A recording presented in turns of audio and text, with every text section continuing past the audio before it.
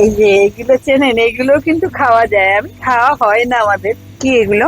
এই এই গাছটা আমি নামটা তো ভুলে চিনি না। গেছি। হ্যাঁ, খুব উপকারী, এগুলো সব উপকারী গাছপালা জন্মায়, কিন্তু এগুলো আর আমাদের সেভাবে ব্যবহার করা হয় না। আপনারাই যারা জানেন বলুন এই গাছটার নাম কি। আমি তো জানি না, মায়ের এখন মাথায় আসছে না, মুখে আসছে, পেটে মানে পেটে আসছে, মুখে আসছে না আর কি অবস্থা। অনেক সময় হয় না যে ভালো গাছ, এই যে কচু গাছ, কিন্তু এত বেশি হয়ে ও গেলে কচু তো ছড়াছড়ি হয়ে এটা গেছে পুরো। মানে এইগুলো উৎপাত হয়ে যায়।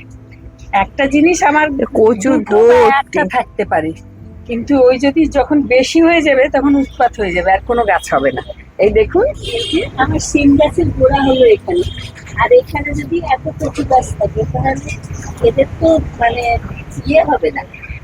সব পুষ্টি টেনে নেবে নাকি? হ্যাঁ, এগুলো, এই জন্য আমি এগুলো কি করবো, তুলে দেবো। এটা একটু বড় হয়ে গেছে তো থাকবে। বৃষ্টির দিনে এত হালকা রঙের শাড়ি পরে তুমি জঙ্গল পরিষ্কারে লেগেছো? ওটা কাচতেই হবে, তাই ভাবলাম যে এটাই পরে জঙ্গল পরিষ্কার করি। এটা কিসে খেয়ে গেছে গো এই পাতাগুলো? শামুকে? কোনগুলো? এই যে পাতাগুলো এইগুলো? খাওয়া, হ্যাঁ। না না, এগুলো খাই হলো ওই যে লাল রঙের ছোট্ট ছোট্ট পোকাগুলো। ওই পোকাগুলোর নাম সবাই খুব আঁকে, ওই পোকাগুলো কিউট দেখতে। ও ইয়ে পোকা, লেডিবাগ। লেডিবাগ, ওই লেডিবাগে খায়। ও লেডিবাগের মতো আরেকটা শুধু হলদে রঙের আছে। হ্যাঁ হ্যাঁ, ও, ওটাও লেডিবাগেরই একটা হ্যাঁ প্রজাতি। হ্যাঁ ওটাও সেমি দেখতে তো, হলুদ রঙের। হ্যাঁ, ওগুলো খায়। তারপরে আরো কত কেউ খায়, আমি কি আর সব সময় দেখি। না, তোমার একটা শামুকের উৎপাত হয়েছিল না? হ্যাঁ, শামুক এসেছিল, সে তো মানে খেয়ে বিশাল বড়। রাতারাতি খেয়ে একেবারে রাতারাতি বিশাল হয়ে দৈত্যাকার ধারণ করেছিল নাকি? না, ও মানে খেয়ে নিয়েছিল, মানে পাতাগুলোকে। এই দেখলাম পাতা আছে, পরদিন দেখলাম পাতা নিজে নেই। কত বড় ছিল সে? সে শামুকটাই এত বড়, তাকে কত বড় শামুকটা? বেশ এত বড় শামুকটা, এত বড় শামুক, আর রঙিন সুন্দর দেখতে তাকে। কি করলে?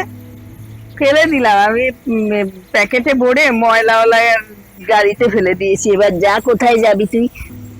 আমি তো আর রাখতে পারছি না আমার বাগানে, কোন বাগানে গেছে জানি না এখন সে। থানকুনিরও ভুবন হয়েছে, কিন্তু থানকুনি না তুলে ফেলতে পারি না প্রাণ ধরে, এত উপকারী যে প্রাণ ধরে ফেলতে পারি না, কেন কে জানে। একটা থানকুনির প্রতি অদ্ভুত মায়া। আমার বাবা খুব থানকুনি খেতেন, আমার একটা অদ্ভুত মায়া, থানকুনি গুলোকে কিছুতেই সেভাবে ফেলতে পারি না। আর একবার ফেলতে ফেলতে দেখেছিলাম যে থানকুনি প্রায় নেই বললেই চলে, সেই জন্য থানকুনি ফেলি না। থানকুনি শুক্তো খেতে তো মাঝে মধ্যে তো তুমি করো, আর আমাদের তো হ্যাঁ, সবারই ভালো লাগে খেতে।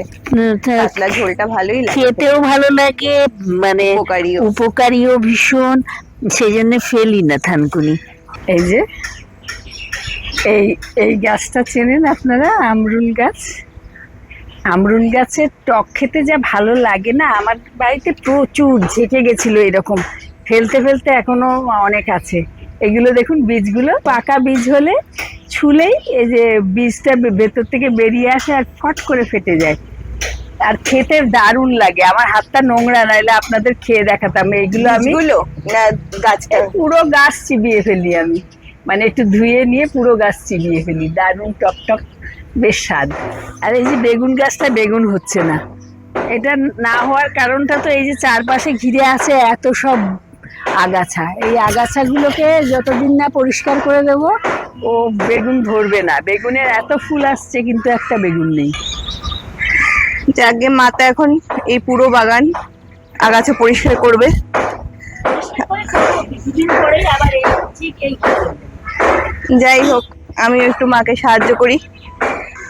কচি পাতায় কি সুন্দর বৃষ্টির জল, কি দারুণ লাগছে। মুক্তের মতো দুটো একদম। কাছে আনলেই একটা হয়ে যাবে। আহ